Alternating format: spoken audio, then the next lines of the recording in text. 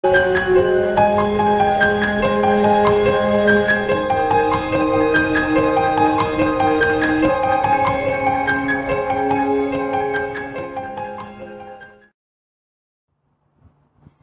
mis amigos, bienvenidos a tu canal, Valerian Glad-Conclusiones.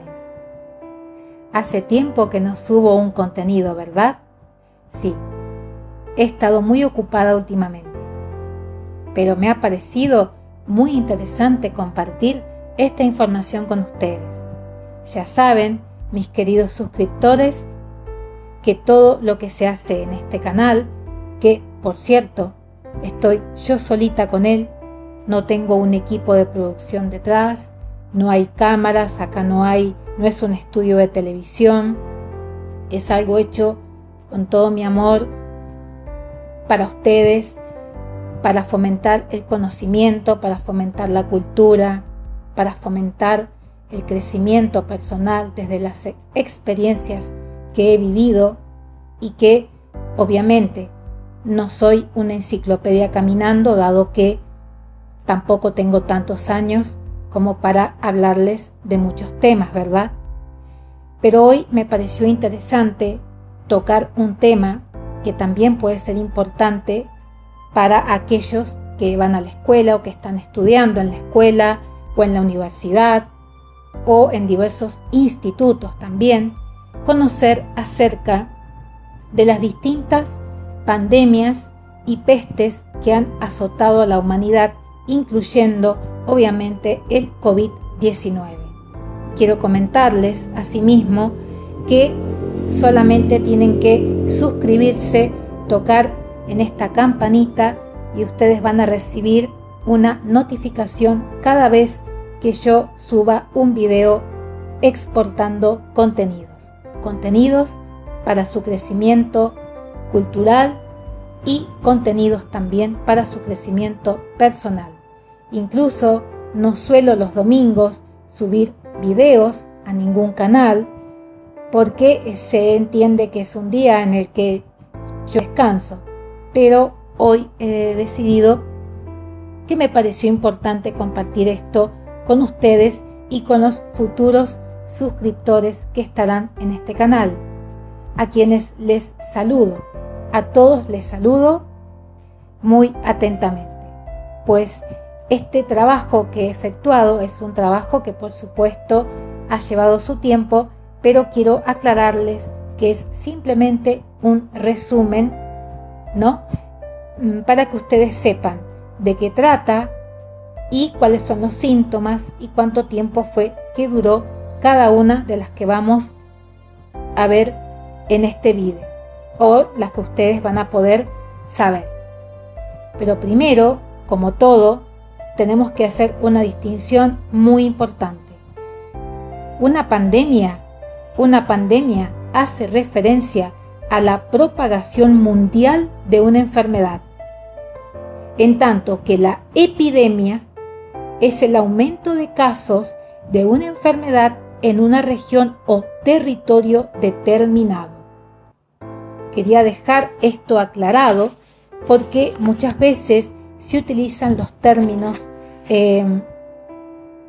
indistintamente y en verdad tenemos que aprender, y esto también se lo digo a mis alumnos, dado que como les conté en el primer video de este canal, también soy profesora y bueno, siempre cuando queremos estudiar o cuando tenemos que estudiar un tema, tenemos que irnos a las bases y tenemos que ir a la etimología de los términos para hablar adecuadamente y saber de qué estamos hablando. Vamos a comenzar primeramente con una de las pandemias mundiales más importantes o pestes, que fue en este caso la peste negra. Esto se inicia en octubre de 1347, donde 12 barcos llegan a un pueblo de Sicilia y los ciudadanos no esperaron encontrar lo que había justamente adentro de esos barcos, donde estaban todas las personas muertas, y otra parte de gente gravemente enfermos. Tenían la piel cubierta de pústulas negras que goteaban sangre y pus. Los sicilianos, horrorizados, señores, por el evento, ordenaron justamente la retirada de estos barcos, que abandonaran inmediatamente la ciudad. Pero lamentablemente ya era tarde. La peste negra había entrado a Europa. Se la conoce como uno de los más grandes desastres de la historia y por el cual murieron unos 75 millones de personas, el 60% de la población europea. Antes de llegar a Sicilia, la enfermedad había ya alcanzado a la población de China, India, Egipto, Persia y Siria. En 1230, pero nadie sabía de dónde provenía. Era evidente que pasaba a través de los seres humanos en las rutas comerciales y así iba avanzando a los distintos territorios. Por supuesto que ustedes tienen que entender que estamos hablando de una época en la que no existían los adelantos científicos que existen ahora, pero no es menos cierto que esta peste negra sí que existió y sí que estos números son exactos de las bajas o las muertes que provocó. Bueno, ¿cuáles eran los síntomas que tenía esta peste negra? Bueno, había algo claro. Esto es claro y es que era imparable. A los que sufrían esta enfermedad empezaba por hinchárseles los nódulos linfáticos situados en la ingle y axilas. Estos bultos crecían hasta tener el tamaño de un huevo y adquirían un color negro azulado, de ahí el nombre. Los bultos olían, por supuesto, muy mal, olían fatal, segregaban pus y sangre. Los síntomas de la peste negra o muerte negra incluían mareos, fiebre, escalofríos, dolor, sudor, vómitos y diarrea, concluyendo en la muerte. Se decía que con tan solo rozar la ropa de un enfermo ya se adquiría la enfermedad. Sin embargo, algunos doctores afirmaron de la época que eran los propios espíritus de los difuntos los que infectaban a otros, pasando por el cuerpo, infectando a sí mismo a los demás. El problema en ese momento era que una vez adquirida esta enfermedad no se podía desprender de ella. En unas islas que estaban más alejadas pudieron esquivar la pandemia, pero los grandes países se vieron gravemente afectados, por supuesto, y por las consecuencias.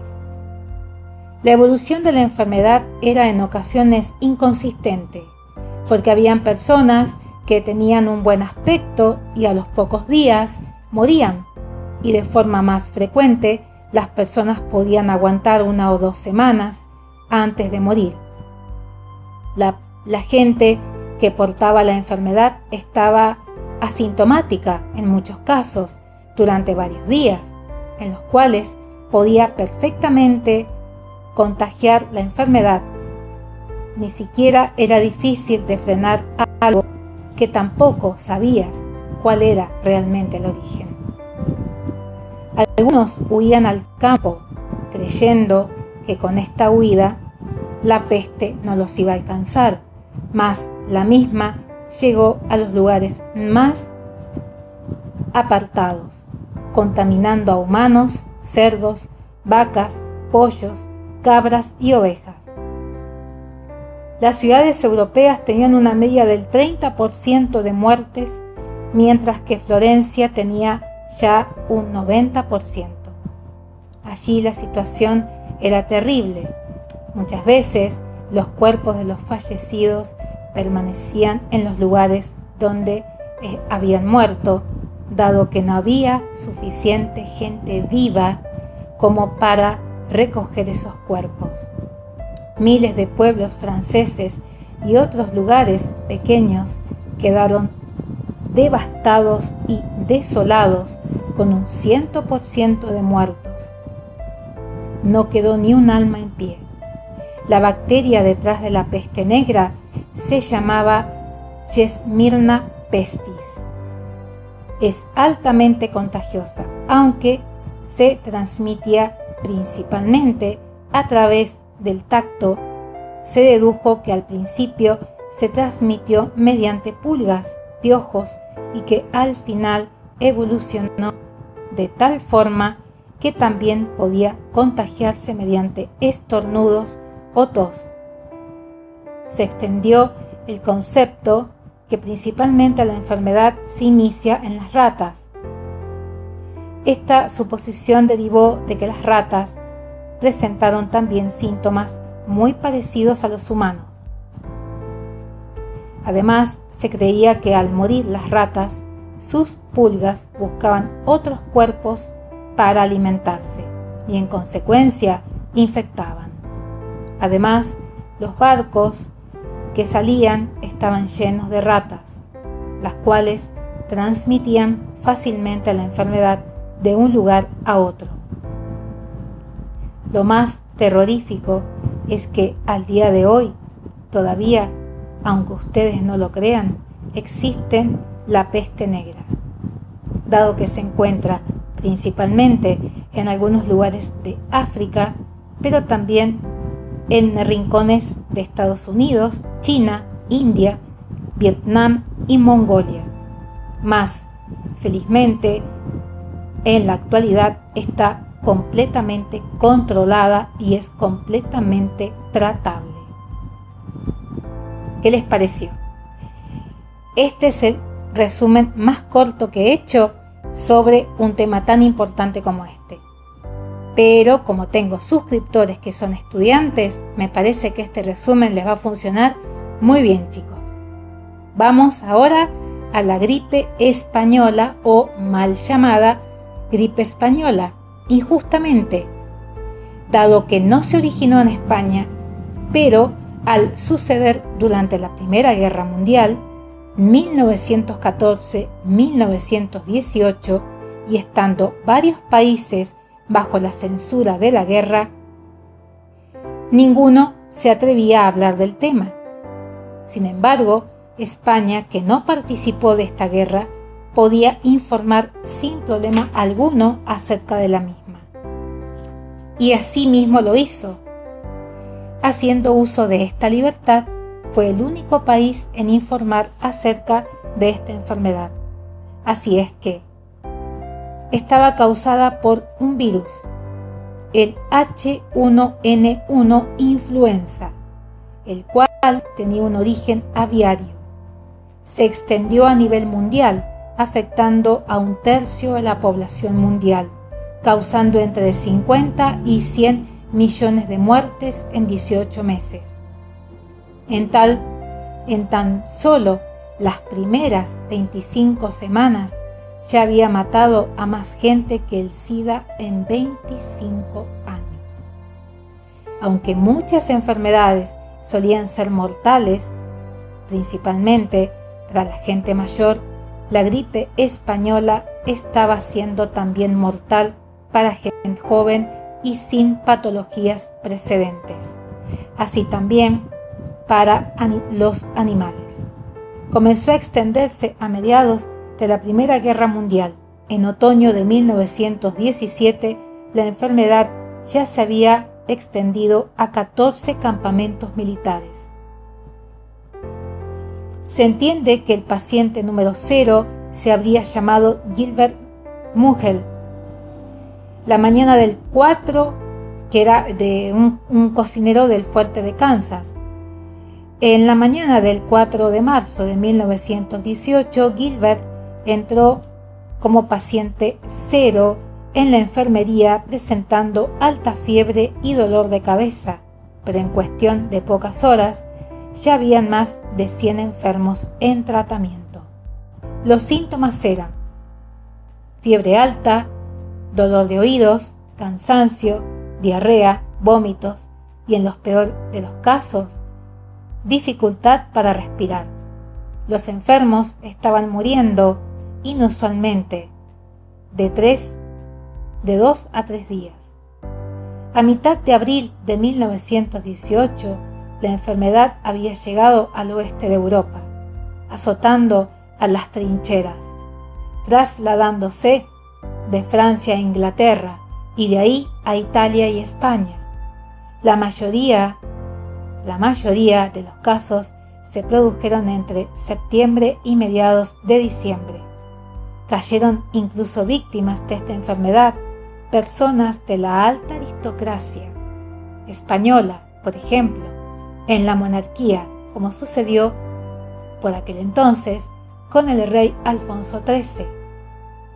Se extendió tanto que varias personalidades también la contrajeron, como el presidente de Estados Unidos, el primer ministro de Inglaterra, el Kaiser alemán, también artistas como Gustav Klimt, que no la sobrevivió. Se empezó a pedir a la población medidas de higiene más estrictas y los que tenían que aportar un servicio público debían usar mascarillas. ¿Qué relación tiene con COVID-19? Pues toda, a todo dar. Tenían que usar mascarillas. Incluso hay fotografías que así lo acreditan. Era inminente reducir al máximo el contacto social para evitar que la enfermedad se extendiera. Comenzaron a desinfectar teatros, circos, talleres, fábricas y locales públicos. Después de las primeras fuertes oleadas, para el verano de 1919 la enfermedad desapareció por completo, habiéndose inmunizado la mayoría de la población, pero con grandes pérdidas humanas. Y hasta aquí tenemos la gripe española.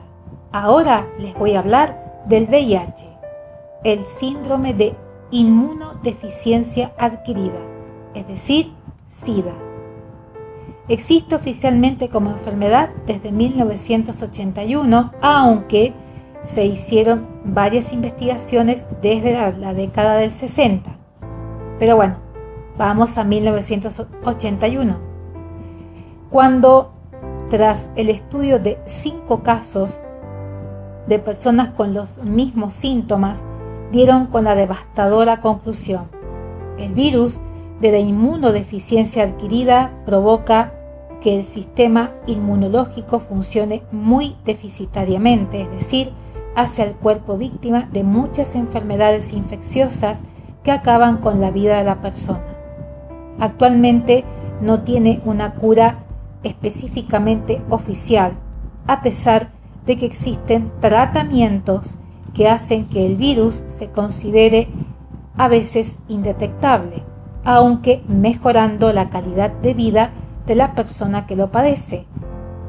Más, ya se están probando curas que han sido efectivas al menos en 3 casos. Una persona que es portadora de esta enfermedad no tiene por qué desarrollarla hacia el exterior en un periodo corto de tiempo, aunque sí lo hará a la larga si no hay un control efectivo. Se contagia a través de mucosas como semen, secreciones vaginales, sangre o leche materna del portador del virus. Actualmente ha acabado con 25 millones de personas en todo el mundo. Recientemente se han dado tratamientos preventivos como el PrEP para colectivos de riesgo, que consigue reducir la peligrosidad en más del 90%. Si se la suministra de una manera adecuada. En algunos países como Reino Unido o Estados Unidos, este tratamiento preventivo está aprobado y se suministra. El inicio oficial de la pandemia fue el 5 de junio de 1981 en Los Ángeles, donde un grupo de 5 personas, todos eran hombres por aquel entonces, homosexuales, sufrieron neumocistitis neumonía. También surgieron después de 25 casos de sarcoma de Kaposi y pronto empezaron a identificar la enfermedad. En principio, se pensaba que tenía una relación directa con la homosexualidad. De hecho, la llamaban la enfermedad de las 4 H's, es decir, haitianos, homosexuales, heroinómanos y hemofílicos. Pero pronto se dieron cuenta que la enfermedad no era exclusivamente homosexual y fue en agosto de 1982 donde empezó a reconocerse con el nombre de SIDA. El origen del SIDA es desconocido y se sabe que los chimpancés tienen una enfermedad similar. Se sospecha que pudieron haber pasado a otras especies en el oeste de África o África Central. Existen algunas teorías, como la teoría del cazador, la que contempla que un hombre al cazar un chimpancé y que fuere mordido por él, la sangre de este animal tomara contacto con la sangre humana, evidentemente iba a ser contagiado con el virus. Se considera a paciente cero,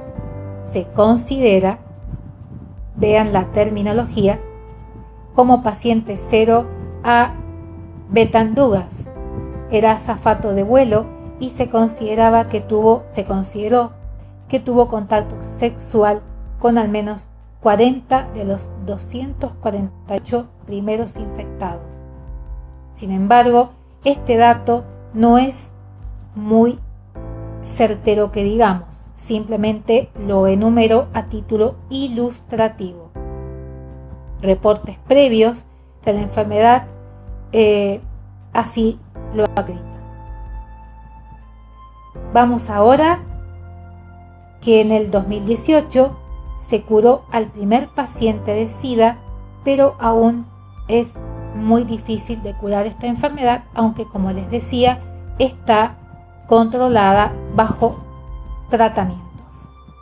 Y por supuesto, no es privativa esta enfermedad de comunidades o colectivos, como les decía, de las 4 H's.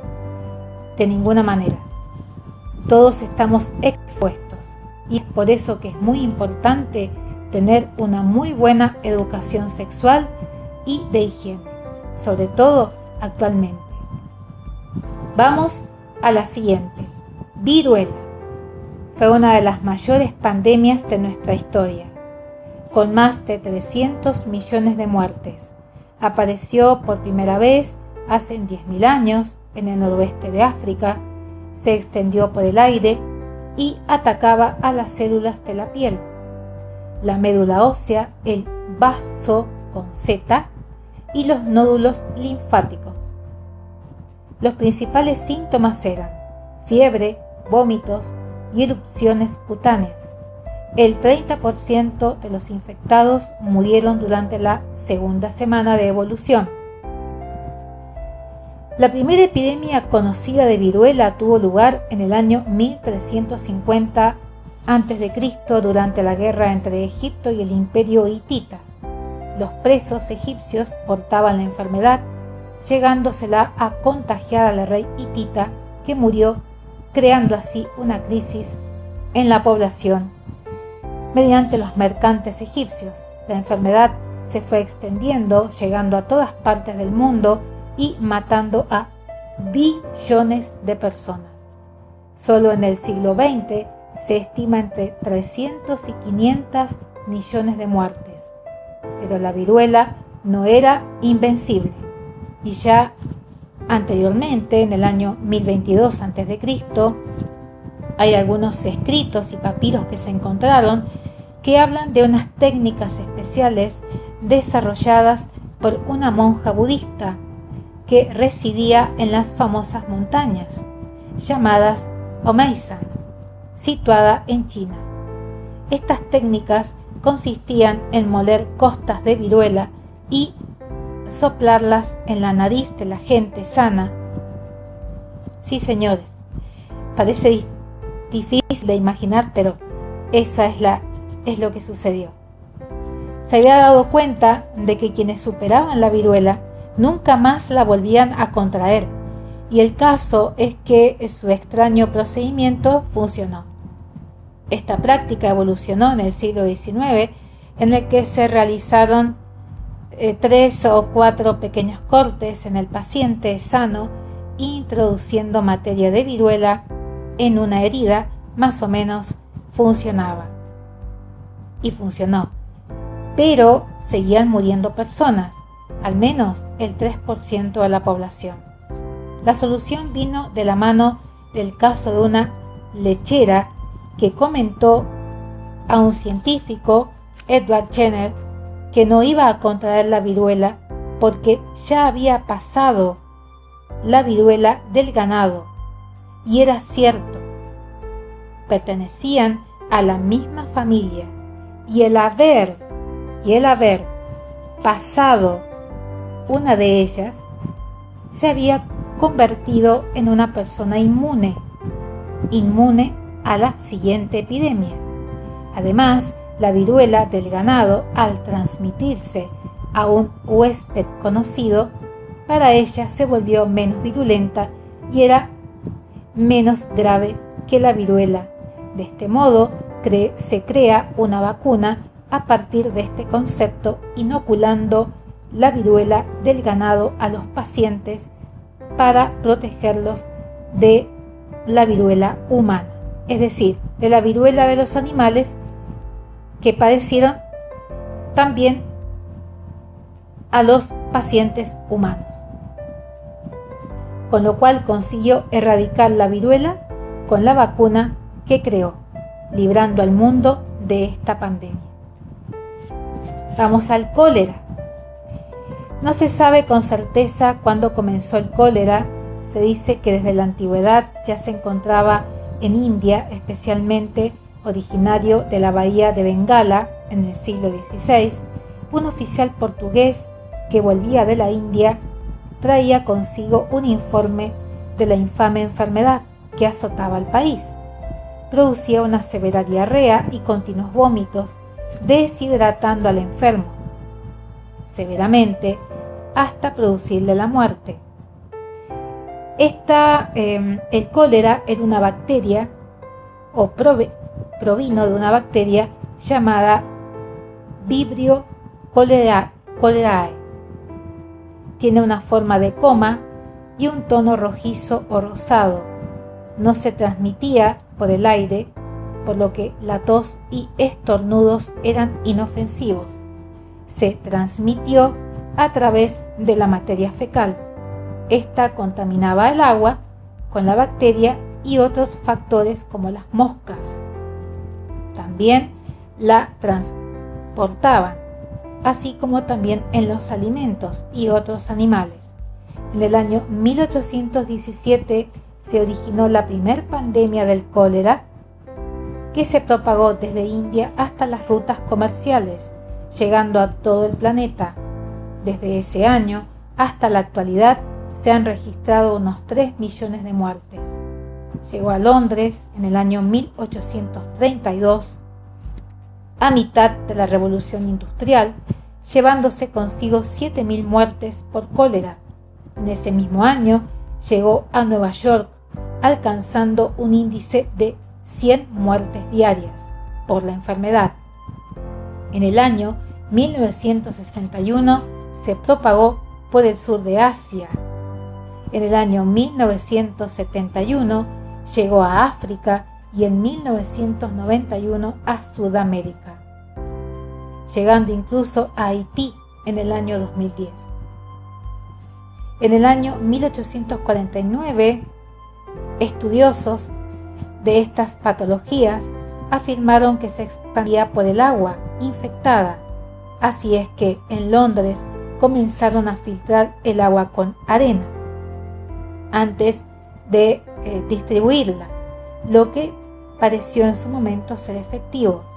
La forma en la que John Smart, que fue quien comenzó a estudiar todo esto, rastrea el origen de la pandemia hasta un pañal de un bebé que había contraído el cólera en Londres, le convirtió en uno de los padres de la epidemiología.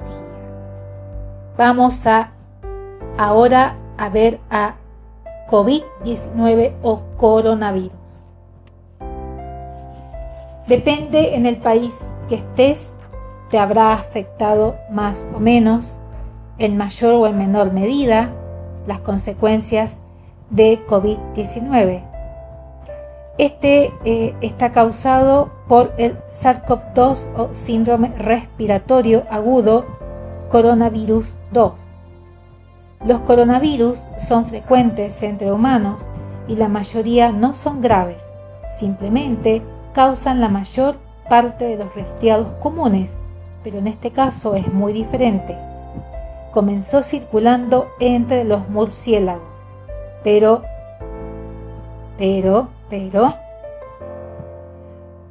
hasta infectar a un huésped intermedio, con lo que, este huésped intermedio es el pangolín. Y a finales del 2019, el virus volvió a mutar, pudiendo así infectar a humanos. Entonces, es un intermedio entre el murciélago y el pangolín. Así les queda claro. A fines del 2019, el virus volvió a mutar, pudiendo así infectar, como les decía, a humanos. Comenzó en China, en un mercado de Wuhan, y luego se extiende a todo el mundo. En 2020 se registraron algo más de 8.000 muertos en el mundo y, por supuesto, alcanzando en ese momento a 200.000 casos. El coronavirus es entre 8 y 35 veces más mortal que la gripe normal. Recuerden que es una neumonía bilateral lo que provoca, afectando gravemente los pulmones de la persona. Hay pacientes de riesgo, por supuesto, por enfermedades anteriores, como los diabéticos, incluso personas que fuman mucho, que han fumado mucho en sus vidas y que lo hacen actualmente, que no deberían de hacerlo, pero bueno, son personas de riesgo.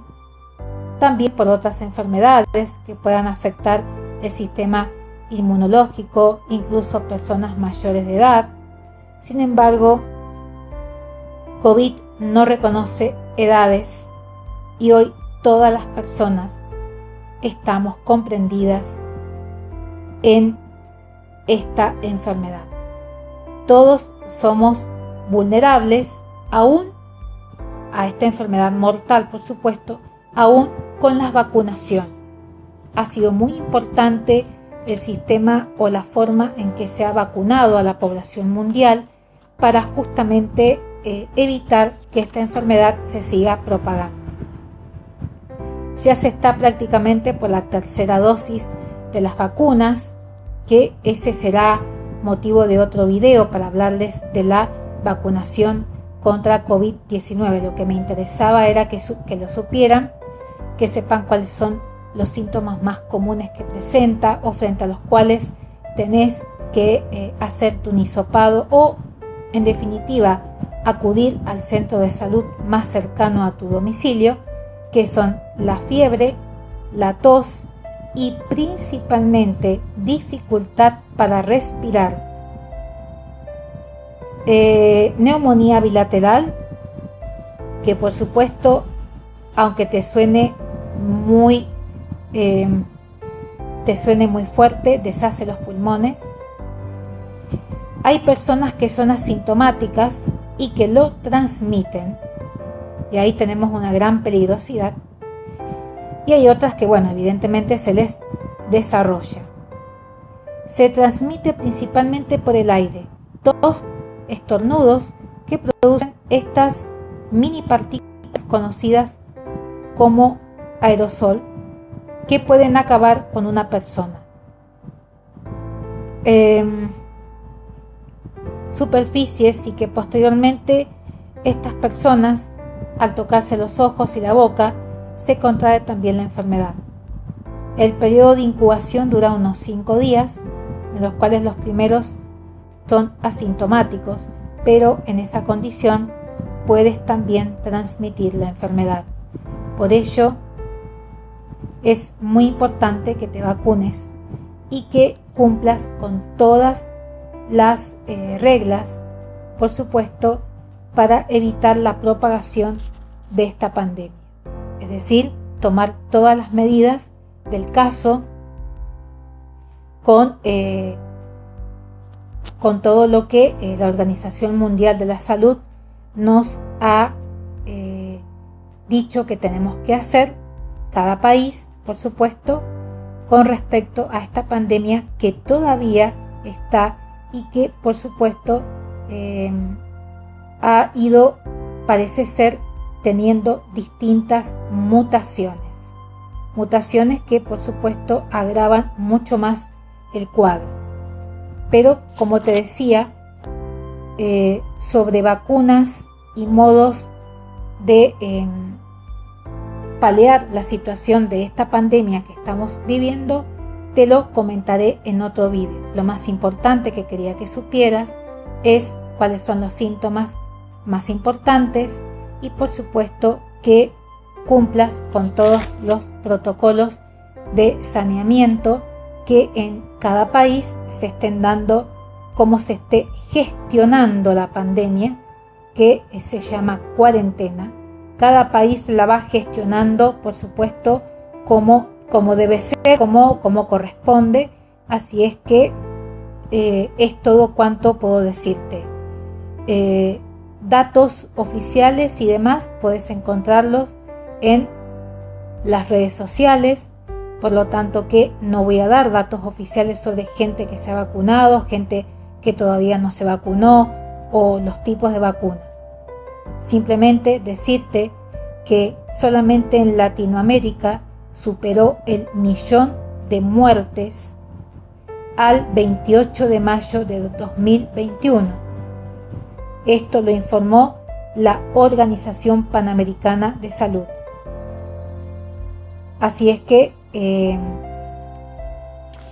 en su momento y ahora, con las distintas cepas que han aparecido en mutaciones, es cuando más tenemos que estar informados. Luego tenemos otra que vamos a ver, que es el ébola. El ébola está causado por el ebolavirus que se registró en África entre 2014 y 2016. Durante esos años se registraron más de 28.000 contagios y 11.000 muertes, sobre todo en países africanos. En Argentina, desde la fundación de la ciudad de Buenos Aires en 1580, sufrió periódicamente devastadoras epidemias, llamadas pestes, cólera, viruela y fiebre amarilla, entre el siglo XVII y el siglo XVIII. Viruela y tifus, bubónica, cólera, por el tráfico de esclavos. Pero la epidemia que marcó un antes y un después fue la fiebre amarilla en Buenos Aires, transmitida por el mosquito, un mosquito especial que la transmite y que ocurrió llegando, por supuesto, a su máxima cantidad de muertes, a 14.000 personas. Acá me estoy enfocando no en lo mundial, sino que me estoy enfocando básicamente en epidemia en Argentina y en estos años que te comento, entre 1870 y 1871. La fiebre amarilla cambió la fisonomía incluso de la ciudad de Buenos Aires, ya que para escapar del flagelo, las familias más pudientes de la época se mudaban hacia el norte, dando origen a los barrios de Recoleta, Norte y Belgrano. La fuente de esta información es del diario La Nación del 13 de marzo del 2020. En Mendoza, quería hablar un poquito Ya que hablé de Buenos Aires, hablé muy poco del ébola, pero bueno, es el ébola virus. Si querés más información, podés encontrarla en las distintas redes sociales o podés encontrarla también en libros digitales que hablan acerca de las distintas pandemias y epidemias. Cuidado que la diferencia te la hice al comienzo del video. En Mendoza, a fines del siglo XIX y principios del siglo XX, Mendoza también sufrió eventos sanitarios muy negativos por supuesto, por numerosas epidemias como estoy hablando de epidemias, que no es lo mismo que la pandemia. Epidemias como el cólera, viruela, difteria, escarlatina, tuberculosis, originadas principalmente por el hacinamiento, por la ausencia de higiene y por carencias nutricionales, sanitarias y médico-asistenciales. En 1886 estalló una gran epidemia en Mendoza que provocó que se cortara el suministro de agua y el cementerio se llenó de cadáveres. No quiero ni decirles, yo no estuve en la época, pero los comentarios que he recibido de libros históricos que he visto y documentales realmente son abrumadores, ¿no? En 1884 llegó el ferrocarril a Mendoza. Por un lado fue un claro avance porque personas y mercancías podían viajar con facilidad o con cierta facilidad, ¿verdad? Pero al mismo tiempo resultó un peligro, ya que los vagones trasladaban la peste. Así es como 2 años después el cólera recaló en la provincia y se desató la peor pesadilla, una epidemia. En el libro que les recomiendo, Vida y Muerte, de la investigadora Emilce Nieves Sosa, pone en escena las situaciones apocalípticas que sacudieron a la provincia durante esa epidemia. El texto detalla que la primera víctima fatal se registra el 8 de diciembre de 1886 y desde ese evento la muerte se propagó como el agua en las acequias. En el sector más viejo de Mendoza, alrededor de lo que hoy es el área fundacional, se ubicaba un hospital que vertía sus desperdicios en los canales que otros utilizaban para consumo y riego. De este modo, en la zona antigua y sobre los distritos de San José, Guaymallén y La Chimba, Las Heras, se empezó a ver enfermos de rostros afantasmados. Fue realmente desolador. Diarrea causada por el cólera hace que una persona pierda aproximadamente 20 litros de agua por día, y como las acequias y canales estaban contaminados, se prohibió el uso de agua en las acequias para beber, lo que dejó además sin acceso a los habitantes de los arrabales. Los animales morían de sed, las fincas se secaban y la peste no cedía. La municipalidad regaba las calles con agua y cal, pero el cementerio seguía recibiendo multitud de cadáveres uno tras otro, que se acumulaban estos cuerpos sin enterrar, porque los propios sepultureros huían aterrorizados ante la posibilidad de contagiarse. Incluso abandonaron sus trabajos y se fueron. Morían 48 personas por día. Los muertos a la intemperie, el verano que hace lo propio y el olor ni imaginar. El intendente era Luis Carlos Laguaggiore, que al no poder convencer a los municipales del cementerio ni a nadie para hacer el trabajo de sepultura de los cuerpos, apeló a 70 reos o presos que estaban en la cárcel. Les ofreció un sueldo y varios aceptaron. Hicieron, según el cronista del ferrocarril, que los presos hicieran una labor humanitaria, hasta que la epidemia declinó y la mayoría sobrevive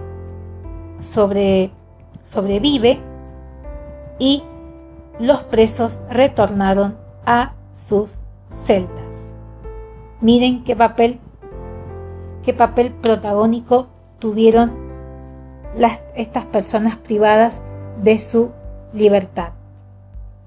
Bueno, mis queridos suscriptores, mis alumnos, mis chicos, todos, espero les haya servido este resumen que he preparado de todas las de epidemias y pestes más importantes del mundo.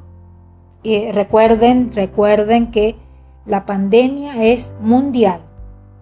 Es una enfermedad que se propaga a nivel mundial, en tanto que la peste solamente afecta o una epidemia concretamente es el aumento de casos de una enfermedad en una región o territorio determinado. Por eso es importante que al estudiar el tema ustedes vean lo atinente a la terminología para tener una mejor comprensión. Bien, dicho todo esto y aclarado todo esto, los sigo invitando a que se suscriban a mi canal, dado que van a encontrar contenidos no solamente acerca de esto que está sucediendo, sino también acerca de muchos otros temas que pueden ser de gran interés para todos, sobre todo temas de crecimiento personal y además pildoritas de oro, pildoritas mágicas que te van a enseñar, por ejemplo, a sacar tu costado de escritor que puedas tener muy escondido, porque sí, acá también hablamos o tenemos un espacio dedicado a tu expresión más privada. Así es que, dicho todo esto, me despido de ustedes. No se olviden de suscribirse a su canal, Valerian Glad-Conclusiones. Nos vemos. ¡Chao!